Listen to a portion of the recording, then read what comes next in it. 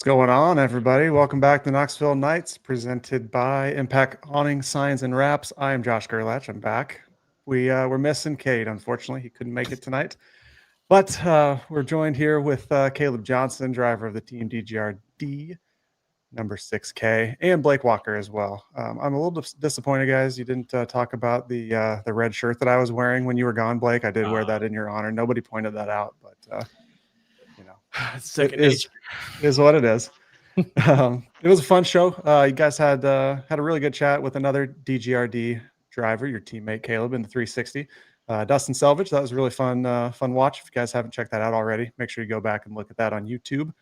We're going to catch up with Kaleb on his 2025 season, what's been going on this year. Then we're going to hit some results from the past weekend and also do a quick preview. It's Lucas Oil Late Model Nationals week here at Knoxville Raceway, hopefully. Weather doesn't look great, but cross our fingers. Make sure, like I said, you hit like on this video if you're watching. That helps us out a lot. Also, subscribe or follow wherever you're watching. We're on YouTube, Apple Podcasts, Spotify, and then also on Facebook, Instagram, Twitter, and TikTok. Kaleb, how's it going, man? Good. How are you guys? Doing great, man. Welcome back. You're our first repeat guest formally. We did have Garrett Williamson on during the Nationals, but you're our first two-time guest, so thank you for that. It's an honor. Same spot, same everything. Yep, same everything. So I would say you've had a pretty good season. We'll get your opinion on that here in a little bit, but the Houston season wrapped up. You did finish second in the points. Unfortunately, that came down to the last night, and unfortunately for you, didn't go back to back this year. You did have 3 wins on the season. You came out of the gate swinging, so that was real fun to watch. You didn't run all the races, I don't believe, at Knoxville in the 410, but you ended up 9th in the Knoxville points, and you just picked up your first MOWA win on Saturday at Spoon River. So it's pretty good season. How is your take on that? How would you characterize things so far this year?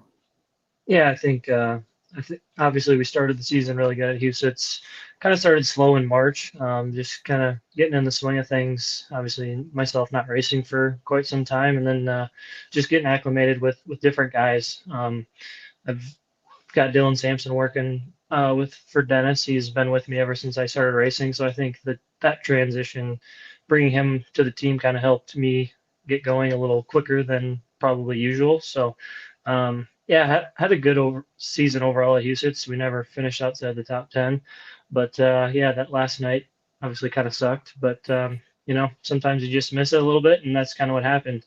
Half a tenth better in qualifying, and we're sitting on the pole and probably have a good chance to win the heat race. So that's kind of how I feel like our last 5 to 6 weeks have been, ever since the start of August. Saturday night was pretty rough, man. I think I flipped 5 or 6 times and went through a lot of crap and tore up some race cars. And there was a couple things of my doing that were at fault, but a lot of just crazy stuff that happened, and kind of it would probably put a damper in most people's seasons. But at the end of the day, when you do this for a living, you gotta get right back up and keep trying. So definitely was a little bit of a confidence boost to be fast at 2 new tracks this past weekend that we went to in Jacksonville and Spoon River. And yeah, we're fortunate enough to get our 4th win of the season, and still got quite a few left. The Houston's year, obviously, you started with 3 straight, and then the summer kind of went on, and you guys were hot to start. The 10 was not. Ryan Timms, and they'd say it themselves, they just struggled in the early portion. And then, boy, by the end of the summer, I don't have that pulled up, but it felt like he was winning every week at Houston's. How important, not just championship night, but were there nights in between that you looked at and said, if we could have been a little bit better on that night, or, just kind of back and forth, and did it make you guys better, do you think, with how fast the 10 was trying to push and beat them every single week? Oh, yeah, for sure. To answer your last question, absolutely. As much as people probably got sick of racing against Ryan Timms, I look forward to it every time, especially now. Even if you can beat him one night, it's like, well, yeah, that kid just won the Tuscarora 50 and the Knoxville Nationals and the Houston Championship. So, I mean, I feel like they're doing everything right now, and racing against him has definitely made me better, just because the kid races so hard, and it makes me pick it up to another level that sometimes I didn't even know I had. So that honestly, love racing against the guy and his team, Shane, Marty, Dicky. I mean, they're all good people. So I was obviously happy for them that if I was to lose anyone, I'm glad it was him. So yeah, I enjoy racing against him. Looking forward to it this weekend. And anytime you can race against a guy that's that hot, I mean, it just kind of motivates you a little more. I was going to mention Trevor- that too. Yeah. Yeah. I was just gonna say Trevor service beat Ryan. That's a big feat. Now that night was crazy, but that's quite the confidence boost for Trevor.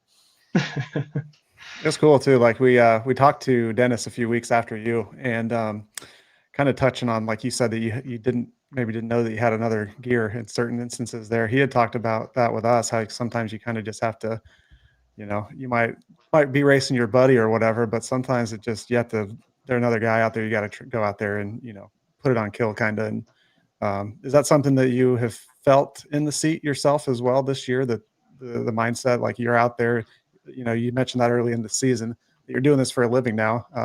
Has that changed how you go about your racing? Yeah, I would say so. I think I honestly I noticed it the first night I won at Huset's. I started ninth. Was a little pissed off about the format, and just went out there, and I mean, I think it's every race car driver's job, but I just felt like I just kind of drove the shit out of it, and made moves that I've never really even knew I could do or could even think about while I'm racing. So I think then I kind of noticed it, and yeah, I was just kind of carrying that mentality into every race, that where, I mean, no matter where you finish it, you got to get paid somehow. So every position matters, and even though some of these guys you race against are your buddies, at the end of the day, I try and race everybody as clean as possible, and yeah, just try and make the best living that I can. I wanted to stay on Huset's for just a second. Beginning of the year, rubber was a problem. I mean, just those 305 races, they'd be racing in rubber, and it was just like, man, why would they just keep coming back? High Bank Nationals was not ideal. You said it to us yourself in turn 3 and 4 when you drove past us. But what did you think of the surface this year? Because it seemed like the back half of the year, all things considering, I thought it was decent. And now it sounds like they're getting new dirt, so that'll change things up. How would you summarize how Huset's felt this year, both the track? I mean, man, there were some nights where the bottom was the best and then the top. I felt like there was really no consistent night. No, you're exactly right. I feel like every night was different, which is good, I think. Yes. Some nights it might have been a little bit tougher to pass, but then the next week you'd come back and it'd be slick to a cushion all the way around the wall, and you could run the bottom, and then it was a blast. So I think just having to just change to different track surfaces is good for any driver. It kind of makes you do different things behind the wheel, and it for sure made it a challenge, especially when the 10 car made the redrive every week. So yeah, no matter what, I mean, we're all racing the same racetrack, and everybody's human. People make mistakes, and not everything's perfect, but I feel like us race car drivers kind of find a lot to bitch about from time to time. But at the end of the day, at the end of the day, we're getting to race at these racetracks for good money, so you can't complain about that one bit. Speaking of tracks that pay good money, Knoxville Raceway, I would say you had a really good year at Knoxville as well. You mentioned never being out of the top 10 at Huset's. You were only out of the top 10, I think, 3 times. I think at least a couple of them were with the Outlaws. And it was your first full, season, of course, at Knoxville in the 410 also. So how do you feel about Knoxville? Yeah, I think there was a lot of improvement made over the season. Obviously, our start of the year, it just we could race well, we just really couldn't qualify, and that kind of seemed to be the struggle kind of throughout the year. Started qualifying a little bit better towards the end of the year, and actually led some laps one night, but so that was cool. I feel like we consistently got better. It's just yeah, it just didn't start out the year real great, and I think once we kind of got our motor program figured out, and Stanton Racing Engines has helped us a ton over the last couple of months, kind of get everything straightened out, and I think we definitely feel confident about it now, and moving into next year as well. So, and Dustin talked about that with you guys too last week, Blake, about how kind of what you just said there, Kaleb. Definitely struggling in the beginning of the year, but always being able to race really well. Seemed like both of you guys were kind of starting to really click in both qualifying and the race trim towards the end of the year.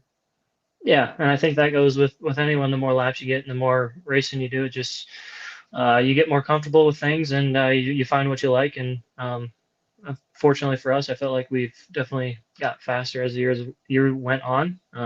Like I said before, the last probably 5-6 weeks, you look at our results and you would not see that at all. But that's racing, and yeah, just at least I mean, racing can be frustrating, but at the same time, at least when you feel you have speed, it makes it easier to transition into the next weekend of racing. And I feel like, DGRD as a whole, like Dustin had kind of talked about, very good. It wasn't surprising by any means. Brandon Wimmer's really, but to have there to end the season or run that well, struggled this year at Knoxville. I thought that was a very telling sign of how good that the company had got here at Knoxville. Sticking on Knoxville, obviously the Nationals did not go how you wanted. There's no other way to put it. How did you flush a week like that? Because, I mean, for me, as your friend and watching up in the booth, it's just devastating, just twice to see it. And you're like, for some reason, both times I wasn't used to the paint scheme. I'm like, oh, who's upside down over there? And I'm like, you gotta be kidding me. But, how do you flush a week like that? Both, how did you feel after a week like that? Those were two pretty hard hits. And then mentally just to be able to put that in the rear view and just say, we got to get past it. Yeah, I think, honestly, that anyone can put that behind them. That was pretty brutal. The second night, obviously it was hurting for probably about a week and a half.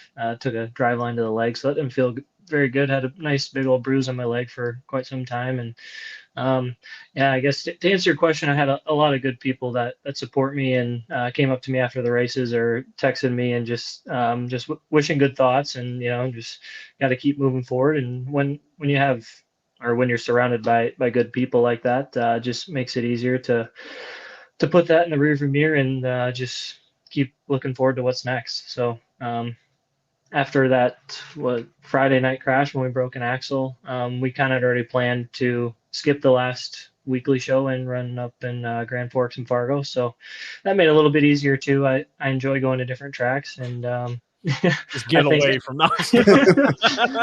Yeah, I mean, as weird as it sounds, I was kind of a little relieved just to not have to come back, just because I don't know, I still got a bad taste in my mouth. But at the end of the day, it's racing, man. Shit happens, and you just got to move on and just keep trying. That's really all you can do. You can't really sit back and pout about it because it doesn't do you any good. I was happy I at least got a laugh out of you when I said that I guess our foot race was off the table after Friday. So unfortunately, the bad luck really didn't go away. Even just a couple weeks ago, moving to Cedar Lake, you looked really, really good out there. But then, as we know, on Friday, you ran second to JJ Hickle, and I guess just missed the scales, went straight back to the pits. And then you were really fast again, running second. Track was interesting. We talked about it, how it was really heavy and just basically single file. And you were right there with the leader, tried to get around a lap car. He biked it, and you were right there and continued on the good luck that you had going. You were talking about needing to flush things though after having bad runs and stuff. How tough was that Cedar Lake weekend? Yeah, like you talked about, Friday was totally my fault. I couldn't hear Steve Sinclair, who runs the IRA, on the receiver, and I'm so used to just going to the scales right after the race, and that's what I did. And there was nobody there, so made the stupid decision to go back to the pits, and it was completely my fault. I mean, it is what it is. It sucked either way. Anytime you run second, you get it taken away from you, it sucks. But I had nobody to blame but myself, and I just had to swallow it. And it at least made me feel a little bit better that we started 10th and finished second. So at least we knew the speed was there. I guess maybe not yet. I didn't forget how to drive a race car, so that at least helped me sleep a little bit that night. But just got really good crew guys who are always supportive and just work their ass off for the last 6 weeks. I keep giving them race cars to put back together or put brand new race cars together. And the attitude has always been positive. So that really helps. And we all get along so well. So we have fun with it, even though it's been rough and yeah, Saturday would kind of suck too. I felt like just kind of missed it on the start. I knew I needed to get out front, and was racing close with Max, and yeah, just got the lap traffic, and once again nowhere to go, and just sitting there, and it just makes you wonder, like, when is this ever going to end? Like, what do we got to do to get rid of this? But yeah, at least the speed is there every time we hit the track. It's just we need a little luck, and once that happens, I think we'll continue to have good things come our way. I've heard basketball coach talk about how like showing up is a skill, and I believe that, and like you see that a lot in these guys that do this professionally. Like you said, you have to keep showing up, and if you have a pity party for yourself, like what's that really accomplishing, right? Yeah. I mean, even Brad Sweet missed the scale, so I mean that's Yeah. that'll happen. I mean, it happens to the best of them. We'll talk about Jacksonville just because we have it later in our chat. Thankfully, your incident was not the biggest problem with Jacksonville on that night. So we'll save that and talk about that. But you finally get back to Victory Lane at Spoon River on Saturday. Smile looked a little bit bigger in Victory Lane. I know it was really cool to have Dennis there. What did that mean just to say finally? Like we can put it in Victory Lane and we're right back where we need to be. Yeah, it was, like I said before, it was definitely a confidence boost. We had been fast the night before at Jacksonville. We were fast in our heat race at Spoon, and talk about a cool racetrack, man. Super high banked. It was cool to have Dennis there. He's always fun when he's at the racetrack, and he was in a very good mood this weekend, even after Friday. So that just helped my confidence going into Saturday too. We all knew we had the car to probably win, and yeah, it just I about I have probably have to throw this in there. I about threw it away with 2 to go. There was a huge hole going into turn 3, and drove it in there a little too hard and got tight. And anyone that's raced Spoon River before knows that even when you run like the top side, the wall coming out of turn 4 comes at you pretty quick. So kind of had an oh shit moment, but luckily saved it and was able to hold on for the win. And it was cool. It was really good for our team. It's kind of what we needed after the last however long, and it was even really cool because Dennis Moore Jr., who's been helping us out all year long, he won the race back in 2001. So he he brought his shirt along from the 2002 Memorial and had his name on the back. So he made me sign it. So that was cool. He was super pumped. It was the first time he's been with us that we've won a race. So I know how much hard work him and all the guys have put into this. So it was definitely a relief just to finally say that we did it. For those that don't know, what track would you kind of describe Spoon River with? Is it comparable to something? Some people just might not know. Yeah, I would say it's I don't know. It's a little bit smaller than Cedar Lake, but it's got more bank. That's what I was got more thinking. bank and maybe just not as wide as Cedar Lake, but it's pretty similar to that, just with no wall. So cool place.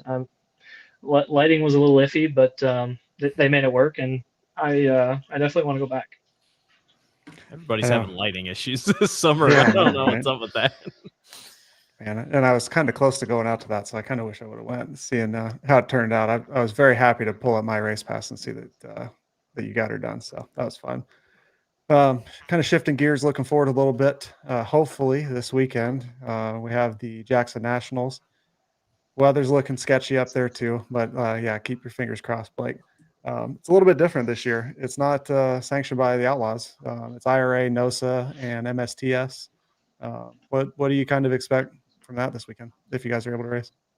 Yeah, hopefully the weather changes. I was looking at it the other day and it looked really good, but yeah, I guess stuff changes quick. But I think you can expect a lot of race cars with so many series kind of coming together for a big event. I know they're expecting probably 45 to 50 410s, so that'll be cool if that happens. I think it's going to be a big event for 410s and 305. So hopefully, they get a good turnout and just kind of end the year on a good note.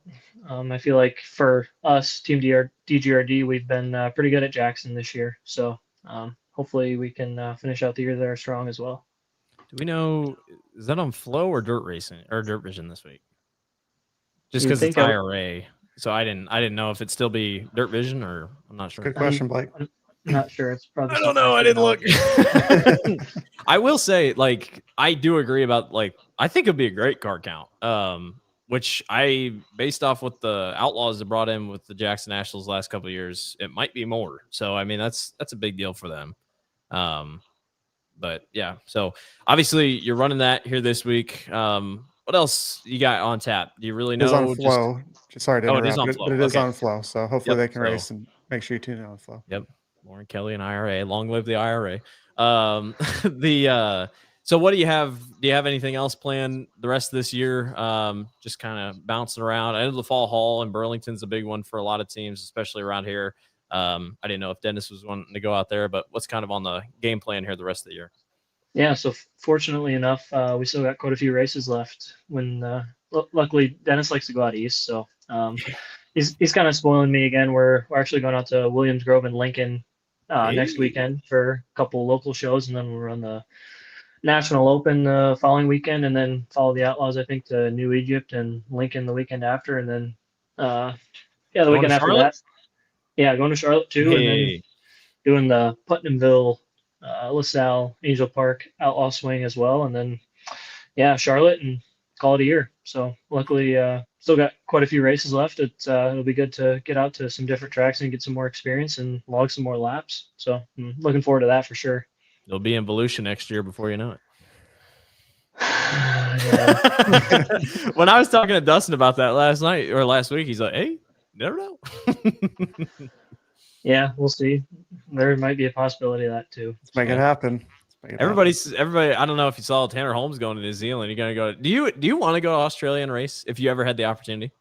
I would do it. I think it'd be sweet. I just want to go out there and see the country. Yeah, I did too. Same. I think it'd be sweet. I have no plans to do that this winter. Still, no surprise announcements. no surprises there. Put on the DGRD plane. Get it just flying out there.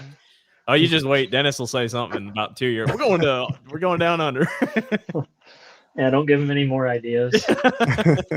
I'm still trying to convince him to let me run a midget at the Chili Bowl, so we'll see if that happens. Yeah. If he tells me no, I can't blame him because I've wrecked enough of his race cars this year, and so we'll you ever see. run a midget? No, never have. Just sat in one on Saturday at Spoon River. Sat in the one that Mario Clauser raced, and actually fit in it pretty well. Dennis was thoroughly surprised. So he's got the itch now. It's a sign, I guess. So we'll see. Pretty sure we're going down there. So I mean, go Dennis. Let's make it happen. Yeah, I think it'd be fun. I for sure would get my ass kicked, but I'd have a blast. Oh, yeah, easily. So you've raced out east in PA, a couple places, right? Or am I wrong? Last year we went to Eldora for the 4 Crown, and then we raced at the National Open at Williams Grove. That's what I thought. Dustin came out there and scraped some mud and helped us. So yeah, wasn't Tony Rost out there too? He was. Yeah. He was tweeting about how bad the Brickers fries are. So. So what are expectations like going out there? Because you're going to hit up quite a few different new tracks. How's the mindset going to that? Obviously, I mean it's going to be tough. I don't have hardly any experience out there, so at least going into Williams Grove this year, I'll at least have a little bit of kind of taste of what it's like. So I think if we could just make all the shows at least or get close, I'd be happy with that. For me, I just need the laps. So anytime you can make a feature that's 25 to 30 more that you wouldn't get if you didn't make the feature. So the more laps I can get, it's only going to make me better. And racing against those guys just makes you just pick up your game that much. So looking forward to it, and hopefully we can just be somewhat competitive, and I'll be happy. We still have a while to go here in 2025, but do you have any outlook on 2026? What you might be doing if you're staying here with Dennis, or what you might want to run again? Will you go after Houston's again? Will you try to go after Knoxville? Just any rough guesstimates of what you might be doing?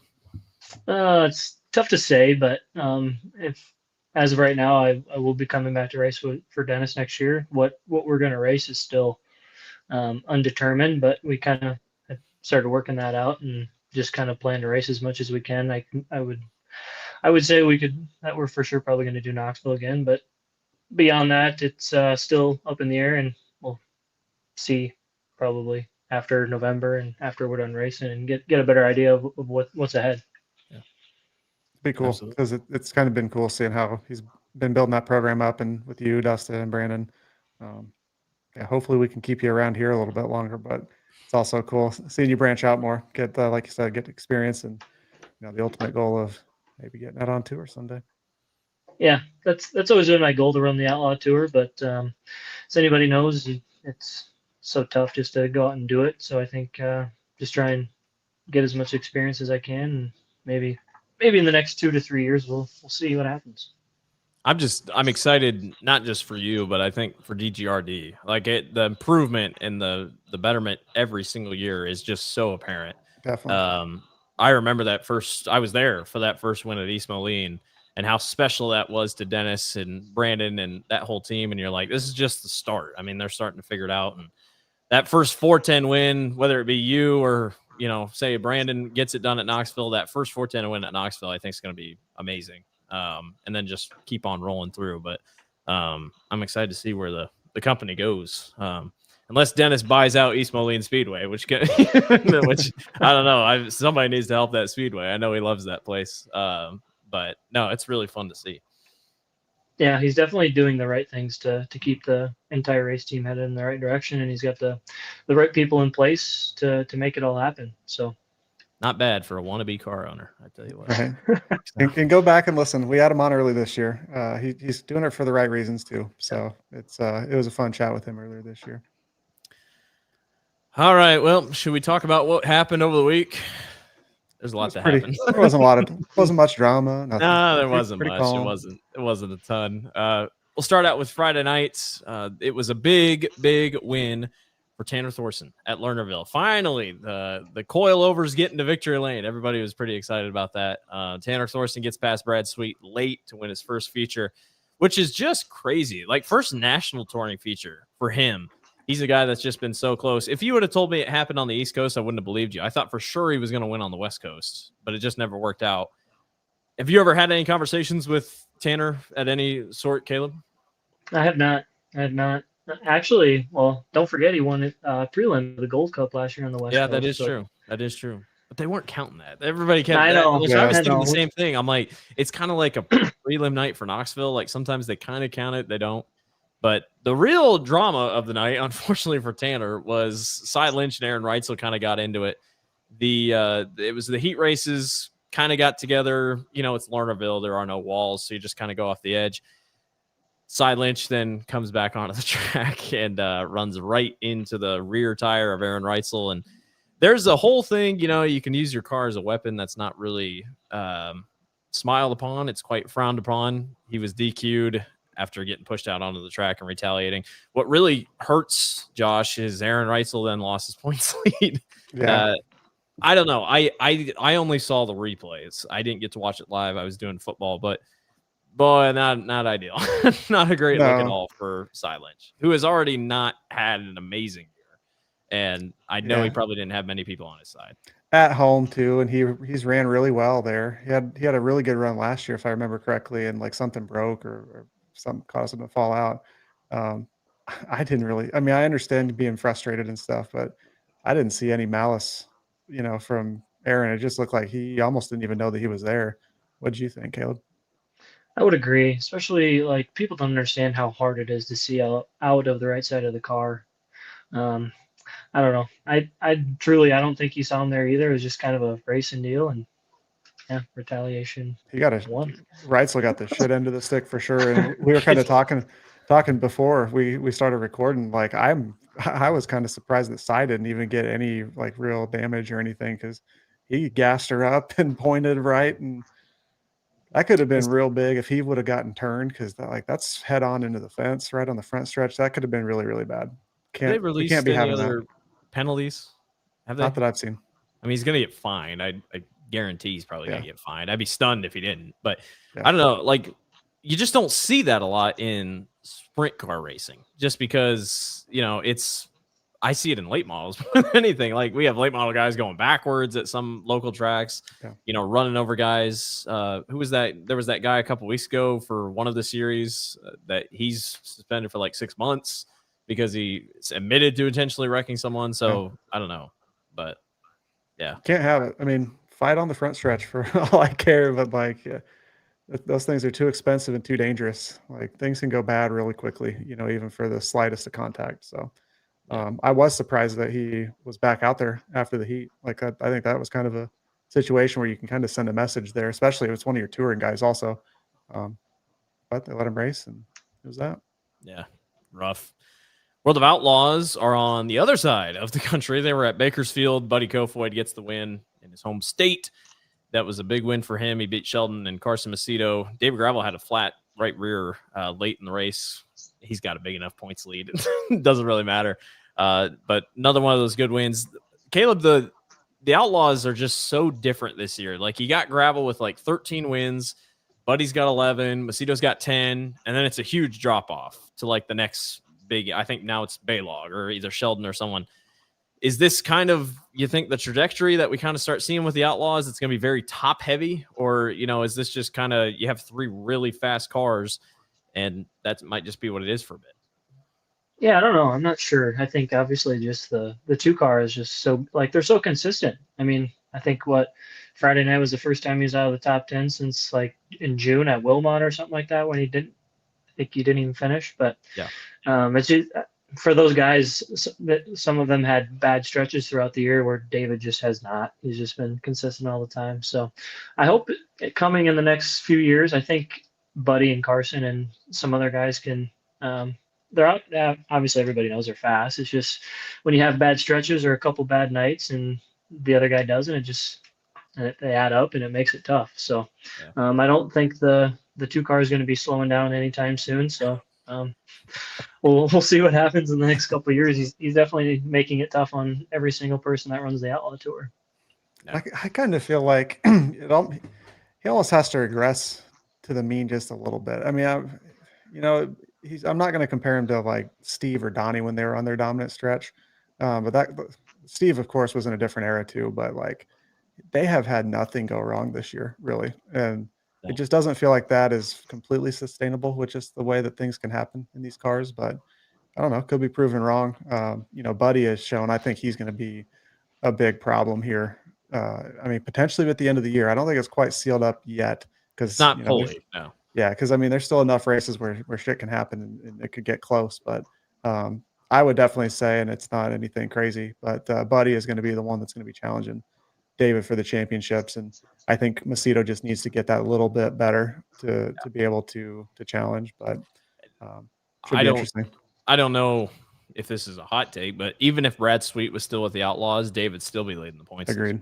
I mean, it's just Brad has not had an amazing year in high limit. I would be surprised if Brad won the high limit title this year, but yeah, I don't know. It's just kind of one of those things. And Roth put out, we didn't talk about last week, but Roth fielded another car in California. Cannon McIntosh got in the other 83 car that had been dormant since James McFadden last year. They hadn't run that car again, but that was really cool to see Cannon back in the car. So yeah, good win for him.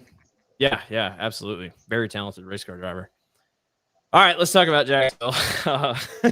This was a party in Jacksonville. I love Jacksonville. I went there for the first time last year. It was just like 3 weeks after that unbelievable Outlaws race, so everybody had kind of gotten their attention focused. Unfortunately, Caleb, we have to talk about you first. You had the fastest car. I truly believe that. Looked really strong there on the top of the racetrack, and then you were battling there with Joey, and it just looked like slider gone wrong. I mean, you can be the one to describe it. I know you weren't. That was your last intention for that, but at Jacksonville, it's tight. I mean, it's tight no matter what, all the way up to the wall. Obviously knocked you both out of the race, but give us a rundown on your perspective of that whole thing and how it all went down. Yeah, it was unfortunate for both of us that we kind of both wrecked out, but started 6th. Felt like we had a pretty good race car, and before you know it, we're in 3rd and got to 2nd. And I felt like I had been pretty patient, kind of driving the car in on the cushion and coming off through the rubber, and just had a run coming out of 2 and kind of got side by side with him and just thought it was my time to try and throw a slider.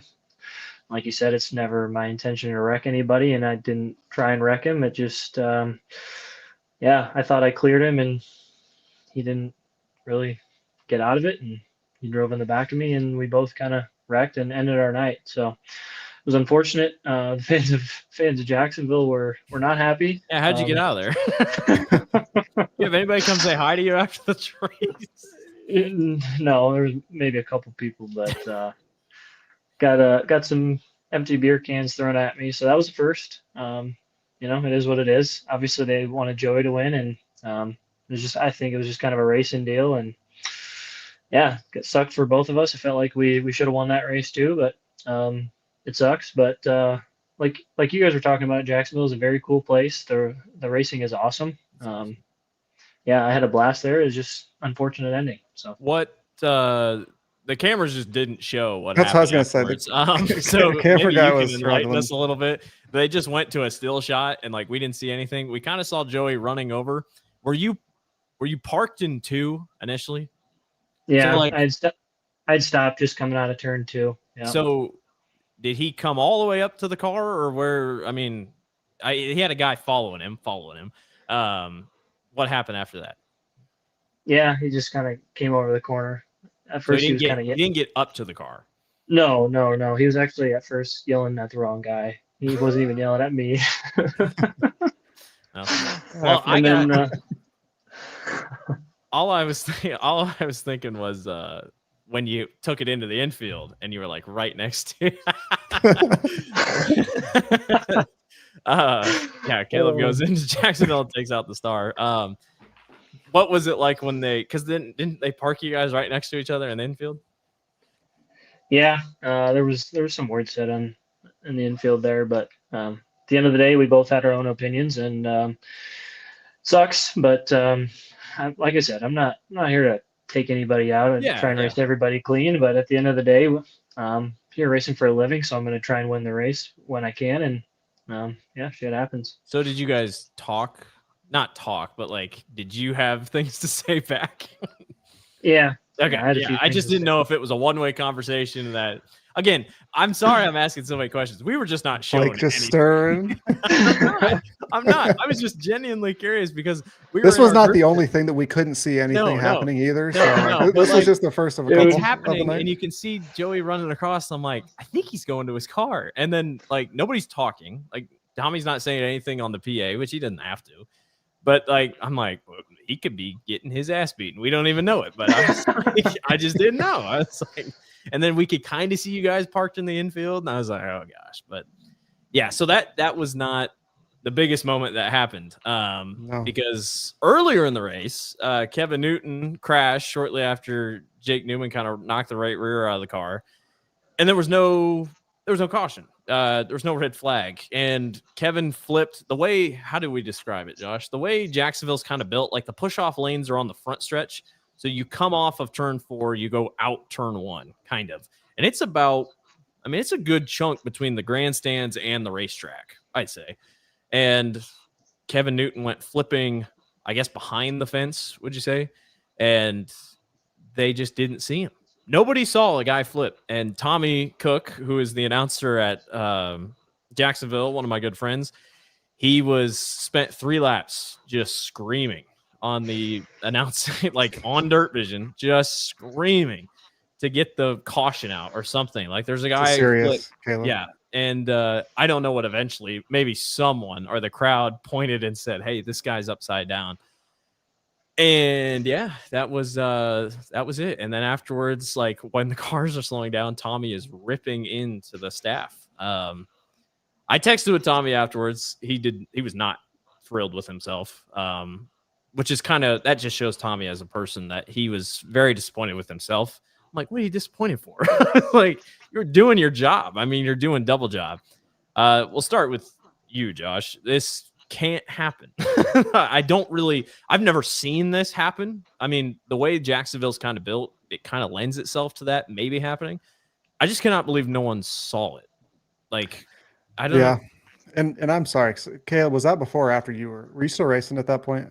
I forget the timeline. Yeah. Before. Did you see it at all? That's the reason I tuned in. So you saw him go flipping off. Oh, that was a nasty ride. I mean, he got taller or higher than the catch fence, and it was crazy. Probably did like 2 flips in the air and came back down and landed on all 4, and then kind of rolled back towards like the grandstand. It was nuts. I We'll could just- not. I mean, it was a weird deal. Obviously, no one ever wants that to happen. But I was just waiting for the yellow or red to get called, and I about spun the thing out in the middle of turn 1 and 2 after we went past it, and I'm like, oh my god, we're still racing. It was, and then luckily they did throw the caution, which turned into a red. But yeah, it was kind of an unfortunate deal. It sucks that no one saw that, but luckily Kevin was okay, and could have been a lot worse. That's what got me is like Imagine if he was on fire. that was that's what came to my mind first. And like I've never been there, so I don't know the layout for one. And I know that everybody is usually, trying to do their best in their job, but honestly, they failed. Like they just didn't do a good enough job to protect everybody there. The fans, drivers, officials, um, just unacceptable in my opinion. And that falls on the track, the officiating of the series. Um, I don't know really what else to say. Like you said, Blake, we're lucky he wasn't on fire because that would have been really, really bad and would have been a black eye on the sport. So I can't um, imagine what Kevin was thinking in the car. yeah, Like, and he's I don't know probably if that's thinking, and if that's is Caleb, is that a situation where like you saw it, but it's like you have said already that you're racing for a living, that you're in second now or maybe first, I don't even remember. Um, like do you stop at that point when nobody else is behind you? You just saw somebody go flipping, but the green lights are still on. Like what's going through your head? Yeah, I don't even really remember. I just remember like I'm just waiting for them to say caution or do something, and here we are just continually running laps hard. And yeah, you can't really slow down because you can't afford to lose positions. But yeah, at the same time, it was just an unfortunate deal, and I don't know if coming to a stop is the right answer, but or Yeah. At keep least getting like racing a really is. yellow out or something, and I don't know. Yeah, the unfortunate part with that is you risk going to the back because then they throw the yellow for you. So Or I getting run don't. I over from mean, behind. Like yeah.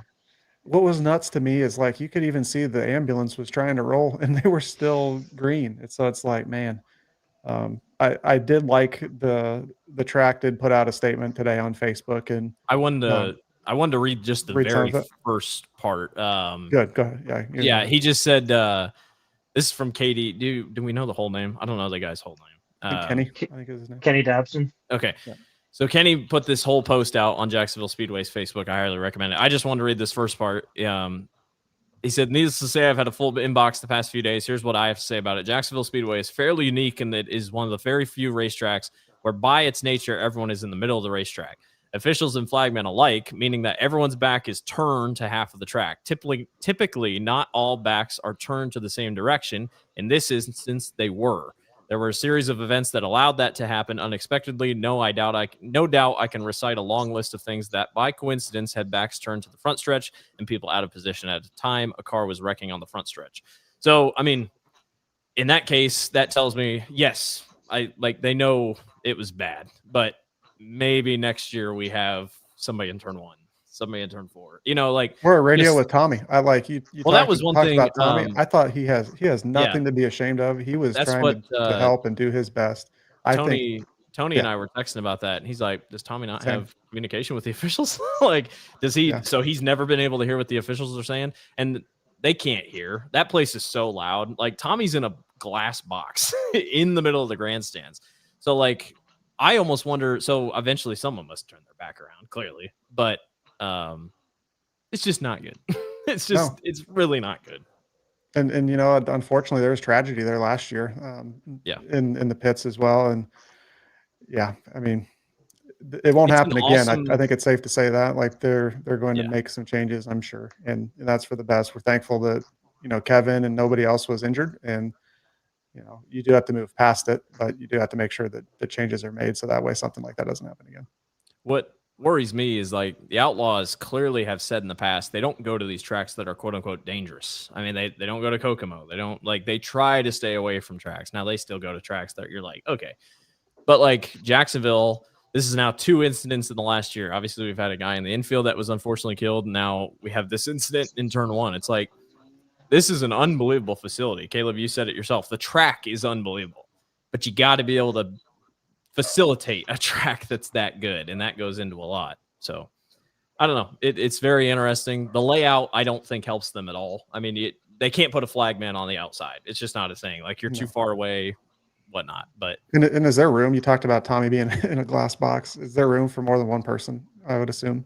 In his box, there's 2 guys. Like you can fit 2, but other than that, that's it. Yeah. So hopefully that you have an official in the front stretch that's always paying attention there, and that can help mitigate it. That's the hope. Now, 4 guys, 4 corners looking right out, but crazy. Yeah, I don't know what to tell you. Crazy.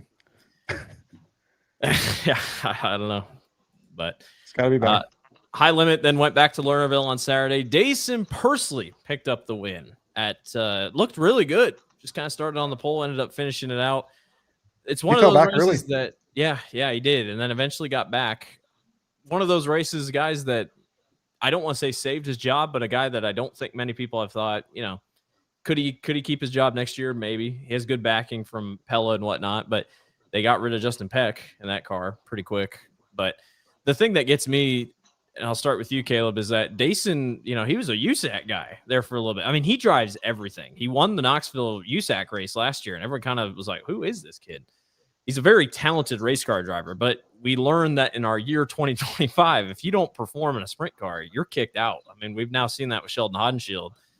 If you're not driving, you're out. Yeah. Obviously their short track program has been very, very good. I feel like he's been in contention to get top 5s. He's been in quite a few dashes this year, but I think obviously he's very diverse and can run a little bit of everything. I think I just saw today that at the 4 Crown, he's literally running like every car possible. So of course he is. which doesn't surprise me. I think he'll probably do well in every single one of them. But he did well last year, did he not? Didn't he get a couple wins? So, yeah. 4 Crown? I think he won the midget portion. I can't remember if he won the Silver Crown or not. He did win 2. Yeah, I do. thought He did win 2. Yeah. That's right. But yeah, obviously, I think with him in a wing sprint car, it's kind of like anything. It's just going to take some time, and he's kind of shown that this year. Even running well at the Cappy this year, which I feel like they haven't been too good at Knoxville, so that was kind of cool to see. But I would think, his job's got to be safe now. He's definitely performing lately and getting that team results. So I think it's only going to get better and better for him moving forward. Just kind of like anything, the more laps you get, the better you're going to get, especially when you're racing against guys like that. So he's a really good qualifier. I can tell you that. Yeah. Like he's very good at qualifying. Kate and I pushed back on you a little bit on that too, Blake, in the group chat over the weekend, talking about his job being in trouble. I just thought, at the beginning of the year, like if you don't win, I just think that's just the way the business. I mean, Donnie Schatz got let go. I mean, if he's getting let go, nobody's safe. And I think it would, like we're talking in our group chat. I think it just would be a shame if he was let go that quickly, because it's like he's a non-wing guy. He was just severely injured, just not a few short years ago, and came back from that, which that alone is really cool. Seeing his kind of redemption arc, getting that national touring 410 win. But I mean, he's shown it. He showed it, like you said, Kaleb, at the Cappy this year. He's won at Knoxville before in a non-wing car, and I think he's just getting started in his wing career, and it's going to be cool to see where he's at in just, a couple of years.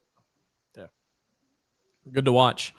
A really fun race to watch Saturday night was Bill Baylog. Bill Baylog went to Paris Auto. Fun track. I hadn't really watched a ton of Paris auto races, but man, a really fun racetrack.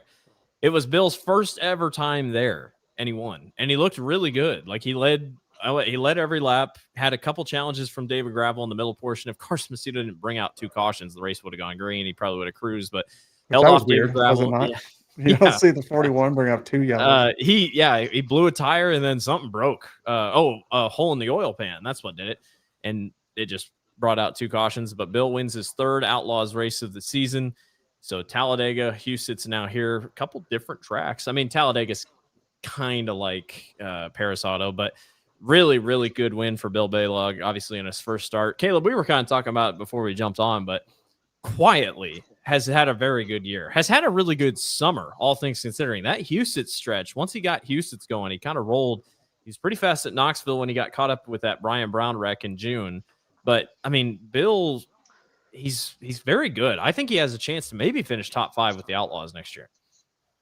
Yeah. Very underrated too. I feel like they started the year at Volusia and then went to Talladega and were fast and then kind of had a little slow part of the year. But once High Bank Nationals rolled around, obviously they've been fast ever since. And it's just him, and he's got a couple crew guys now. But it's so cool to see how they travel up and down the road and race with the Outlaws. So definitely underdog, but definitely a guy that it's hard not to cheer for. So And it's cool. It's cool to see him have success on different parts of the country. yeah, and he got hurt at Volusia, did he not? He had a bad Volusia. I think Yeah, I'm pretty didn't blow sure up like and he crashed. he got dinged up at Volusia. So I mean, Yeah. yeah, it's awesome. Obviously, I love Bill. Blake was He's- chugging Anderson's. yeah, I know. I Saturday almost night. thought about chugging it in that video, but I'm like, it's 10:30 at night. I was like, I ain't gonna go that far. But no, it's awesome, and he has a very loyal fan base. And I don't think people like the IRA is gaining a lot of momentum here. I feel like in the last couple of years, like it is a legit series. He won that championship 10 times. Like that is no slouch. You don't win a championship 10 times. Like it's unbelievable what he has done in his career, and I feel like he's just starting to really get to it for a little bit. So To that point, we briefly talked about it before we jumped on here. Shane Stewart brought up a good point. You see all these openings in these national series, and Bill Baylog never gets brought up. And you brought up a good point, Caleb, talking about how, sometimes if things are going pretty well in your own stuff, you don't want to upset the apple cart and you just kind of stick with what's working. Yeah, I mean, especially I think when bigger team owners see you run your own team and you're successful and you win races, why would you want to jump to something else when you know it works? But I think I think people should definitely be looking at him. He's obviously very good and he's got plenty of experience. So it just makes it tough when you run your own team. I had to do it, but never on a stage like that or do it with what he has. So definitely makes you respect a guy a little more when they do it on their own and have success while doing it.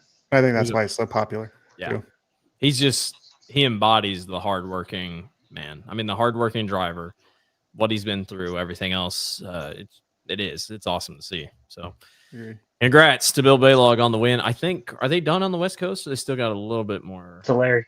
Oh, to Larry. Oh, the Roth. Yeah, the Roth Classic. I forgot. So, no, that'd be really cool. Couple other winners from this week. Ayrton Genitim on the Power I feature at Lee County / Donaldson on Friday. Ayrton, I don't know what that points battle is, but I'm sure it's he's got the lead now. Oh, he does have it. So it's him and Joe B. Miller. That's another series that is really good. He goes on the radar, Power I. You've run a couple Power I races in your days, haven't you, Caleb? Yeah, just this year we raced with him at 34 before the Outlaw Show at Knoxville. So it's a great series. It's very competitive. Ayrton, obviously one of the top talents in that one. Tyler Potter then turned around and won the Power I feature at Callaway in Fulton, Missouri on Saturday. Good win for him. Mark Baker won the IRA feature at Wilmot. Travis Aarons, high limit winner. Travis Aarons, don't you forget, backed up his high limit win earlier this year and won at 141 Speedway. Jumped into the pond. That was pretty cool. I learned a couple things from Maddie, one of the reporters there. She's like, the pond is only 3 feet deep. It is it's very squishy at the bottom. It's very disgusting, but it's the staple to jump into the pond back there. Veering or something like that. Yeah. Well, she was jumping in with him, and then I think she forgot to take her Apple Watch off, so she stopped halfway and then jumped back in. It was just dumb. But and then a guy that I don't think gets talked about enough. Cap Henry swept the Gym 4 Classic at Fremont. I mean, Caleb Henry, both Henrys. I mean, Caleb Henry is on a tear. I mean, Caleb Henry is very talented, and Cap Henry, a lot of wins this year. Cap has the most 410 wins in the country. Cap Henry does have the most wins in the country. Made a Knoxville show. Did he? He made one of the prelim night shows, I'm pretty sure, at the Nationals. But the All-Star Circuit of Champions is not what it was. We all know that. But dude's won 18 races this year, 19 races. I know it's different competition, but my goodness, they have got something figured out over there.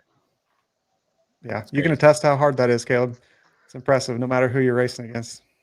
Oh yeah, I would say Cap used to be my favorite driver back in the day, so I've followed him ever since I was probably like 8 or 9, and yeah, I mean, they just swept both All-Star shows. It seems like every time he runs Attica or Fremont, he's winning. I think it's hard to do that consistently, and they've done that all year. So I know him he's been with Zach Myers, his crew chief, forever, so I think that helps. But yeah, they've been tough to beat. I think he's only run like 40 some races and he's won like 19 of them. That's unbelievable. The So Kyle Larson numbers right there. Yeah, so I have it pulled up here on Sprint Car Ratings. So he's got 17 wins this year. That is 3 more than the next closest. Rico Abreu has 14, Gravel has 14, Macri has 14, Ryan Timms has 14, Kofoid 12, Macedo 11, 11 for Dietrich, 11 for Sanders. And then the next closest is Kyle Larson with 9. So just really, really impressive all throughout. So good for Cap Henry and that whole team. You said Gravel has 14. Gravel has 14, yeah. Is he going to get the 20? I know we talked about this a couple weeks ago. Also, he's only got 13 outlaw. Where was his other win? For some reason, I cannot think where his other win was. Did he win a high limit race? Well, didn't he win the Friday night of Hard Knocks? Oh, Yeah, that's what it is. Yep, yeah. that's what. See, that's why we have Kaleb on. We would have been so lost, and we're like, yeah. You going to get 20? No. I was thinking he would, but I think he's going to get 18 or 19. I can He's see gonna- that. 20 this- is just. the East Coast is tough, man. Like, I mean, Dietrich, Macri, like all those guys, TJ Stutz. I mean, they're gonna make this very interesting when they get to the East Coast. So I don't know. People are kind of mad when I didn't call the National Open a Silver Crown race or a Crown Triple Jewel. Crown race. But I mean, it's an awesome event. But gravel historically hasn't been lights out in PA. No, he gets booed more than Kaleb Johnson at Spoon River, though, at Williams Yeah. Grove, though. Yeah, that is true. He's gonna Dustin told us a great story. I think it was last year. You went to Williams Grove last year, right? Yeah. So he was pushing you out onto the track, and Oh, yeah. these guys were just booing like insane, and they were like yelling, just like bad Dropping things, F-bombs and stuff. yeah, towards your way. And Dustin's like, "Oh my gosh, they hate Kaleb Johnson," and it turns out you're parked right next to Donnie Schatz. Yeah. So I that's remember that. That's when he was like, "Oh, that's how that works." But I remember the year Donnie won, and he was just like shit talking him. That was so funny. That's Donnie's- what I miss. I miss that. as It's of the this good old days moment, of Donnie. Donnie's last win wasn't it on the East Coast? Like it was in Pennsylvania. Lincoln. Yeah, Lincoln. Lincoln? So, gosh, we're coming up on a year.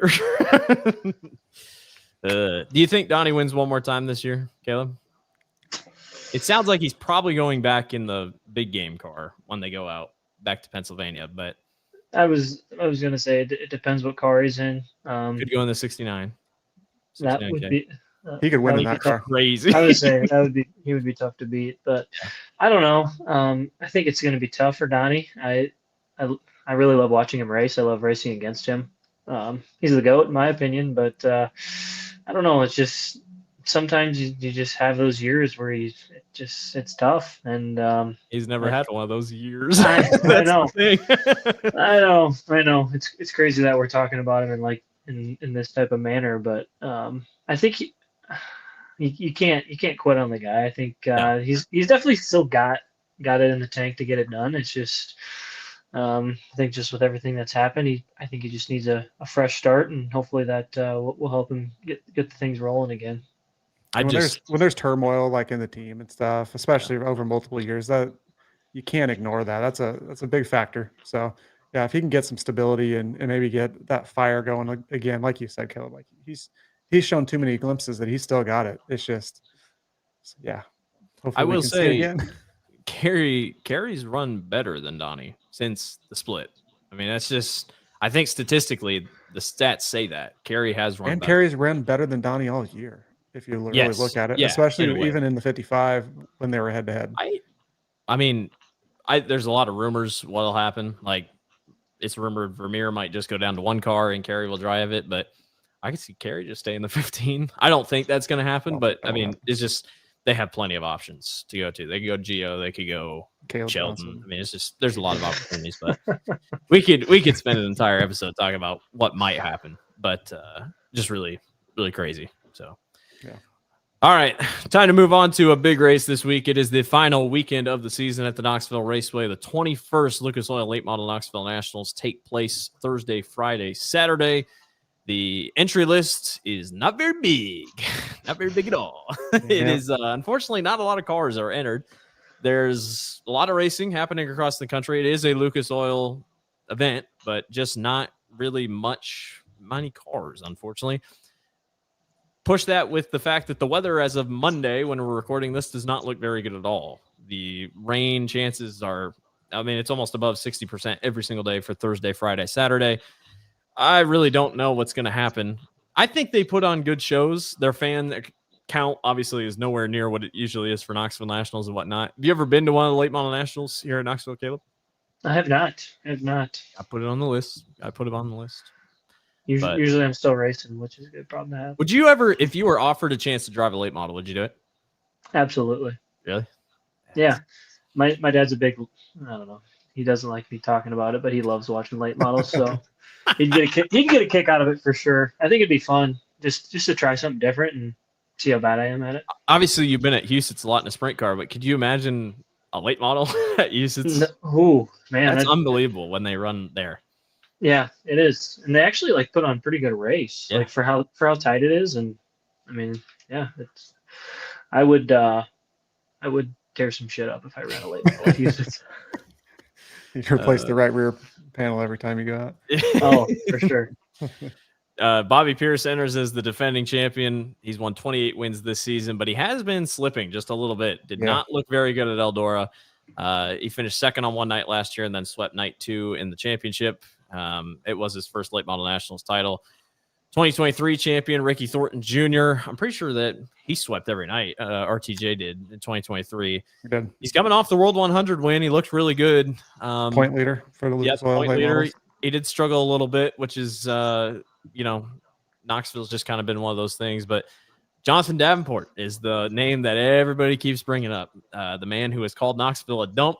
He does not like Knoxville, but he won it in 2022, and then he won the first prelim night last year.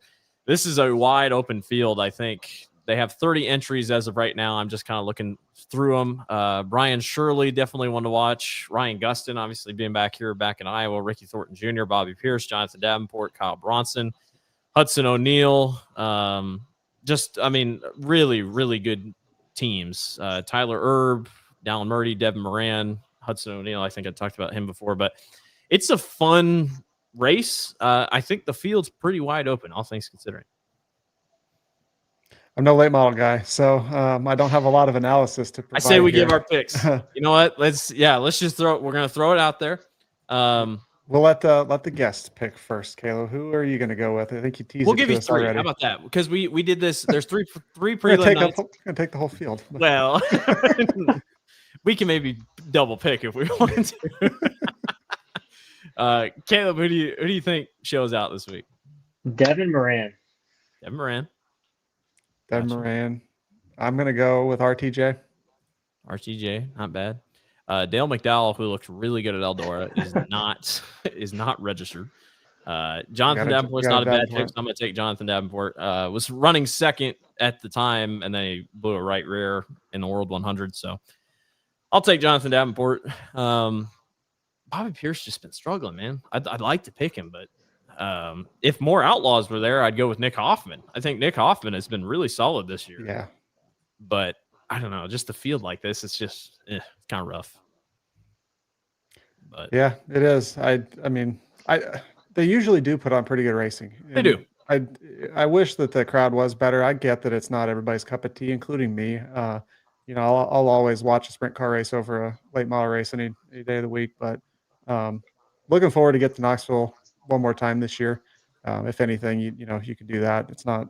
We're lucky for us people that are local here that we can go to such a good facility, and you'll get to see a lot of the top late model names that are out there right now. So I still will never forget 2014 when Brian passed Bloomquist. That was probably the best late model finish we've ever seen here in Knoxville. But yeah, I don't know. It's going to be really interesting. I just kind of looking back. Yeah, just kind of looking back. So Bobby Pierce won last year, Ricky Thornton Jr. 2023, Davenport 2022, Mike Marlar in 2021 didn't hold it in 2020, and then Jimmy Owens had won 2 straight. Mike Marlar won 2 straight. So it's been a lot of parity, honestly. Yeah, it's gonna be fun to watch. Dustin Selvage writes in again about Dingus. Dingus is gonna be bumping this week if the weather's struggling. But yeah, Dustin will for sure be there. Oh yeah. Yeah, maybe we'll send Dustin out as a field reporter for Knoxville. Knoxville Nights correspondence. I'd love that. That would yeah. be crazy. Talk about some free entertainment. I tell you Oh what. yeah, for real. Easy. Well, if you can make it out, we highly recommend it. Or if you can't, watch on Flow. Flow's going to have a really good broadcast. Tony and I will not be there, but Flow's taking care of the broadcast stuff. But go support it. I know they have good shirts again. Deb's got great shirts for the Late Model Nationals this year, so it's going to be a fun time. Kaleb, we appreciate your time here. We wish you the best of luck here for the rest of the season. Happy that you're able to get back into victory lane, and there's more coming here this year. We're excited to see you go out east here, and let's hope the weather holds off. I think you have a really good shot this week at Jackson. Yeah, appreciate you guys having me on, and looking forward to the rest of the year, and hopefully get Knoxville in as well. Yeah. Heck yeah, don't leave yet. We need you after we're done here. But I remembered Blake. I remembered this time. I think I told Dustin that last I week. think you did. Yeah. So yeah, good luck the rest of the way, Kaleb. Everybody else, make sure you follow Kaleb Johnson Racing on Facebook at Kaleb. What is it? 3 underscores. We got a lot. You got it. A lot in You a got row on Twitter, X, whatever. We're at Knoxville Nights, pretty much everywhere. No O on X. I'm at Josh_Gerlach on X, and Blake is at Blake_Walker8. We will be back here next Monday. Not sure with who. We'll have that posted. And yeah, thanks for watching, everybody. See you next week.